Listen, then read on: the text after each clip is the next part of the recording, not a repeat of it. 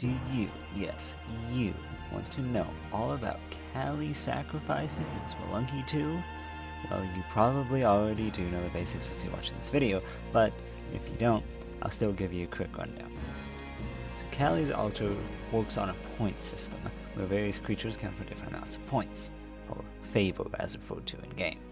For example, pets or damsels are 8 points each.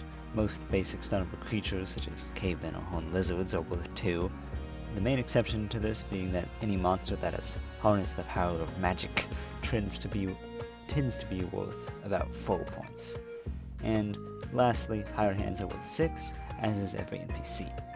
Now, all of these points are halved if they're dead, so pets are worth 4, and dead creatures are worth 1, etc. So that's the basics on that. Callie rewards in intervals of 8.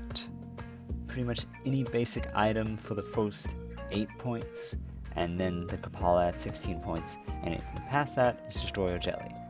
And it's important to note that any given interval can only be paid out once, so if you get to 24 favor and then you go below it by like bombing her altar or something, then you get back 24 points. You won't get any more jelly from the 24 point interval. Alright, got it? Good. Now let's get to the actual interesting part.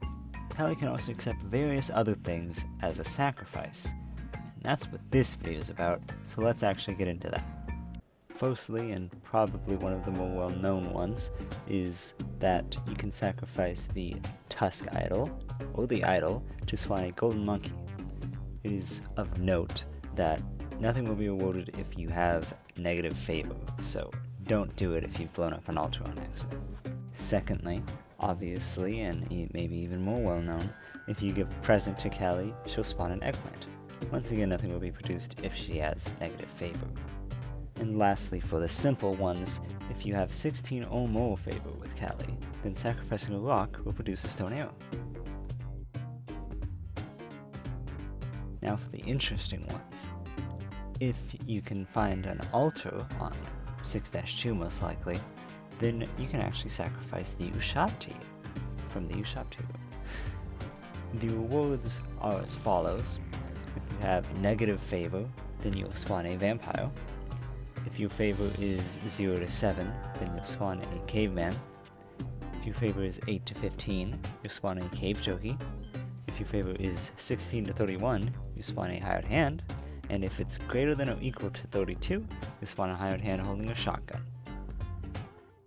Next up, we have the dice that you can find in Madame Tusk's shop, as well as shopkeepers' casinos. They can both be sacrificed, but you have to sacrifice a pair of them, and the result depends on the numbers depicted on them, and specifically the sum of the two. So, if you sacrifice a 6 and a 6 equaling 12, you'll get a hired hand. If you sacrifice a total of 11, you get a vampire. If you sacrifice a total of 10, you get climbing gloves.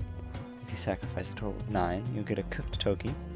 If you sacrifice a total of 8, you get a web gun. If you sacrifice a total of 7, you get a machete. If you sacrifice a total of 6, you get a rope pile. If you sacrifice a total of 5, you get some spectacles. If you sacrifice a total of 4, you get a telepack. If you sacrifice a total of 3, you get a diamond. And don't worry about what you're seeing right now for the diamond. And if you sacrifice a total of 2, you get a snake. Next, a couple of things that don't really fit in with the rest. Firstly, if you sacrifice a lamp, you will actually get a power pack. This costs 4 favor, however, and so you cannot do it infinitely. Next, if you sacrifice a teleporter, you will get a telepack. Both of which are pretty powerful upgrades, if I do say so myself. However, they both do cost 4 to use. And lastly, as you saw earlier, if you sacrifice a diamond, you will actually get a monkey, a golden monkey. However, you have to have a favor of at least 1. And that's why I got it earlier, is because I had already sacrificed there for other purposes. So that's all I have for this week's guide on the Callie altar. If you'd like me to cover some other things related to the Callie altar, then I could. However, I feel like in general they're pretty common knowledge. The only thing I could imagine needing to cover is like guaranteed alters and the strategy that you might want to utilize with those, as well as the do-odd alter. But if y'all are interested, then I'll happily make a video on that next week.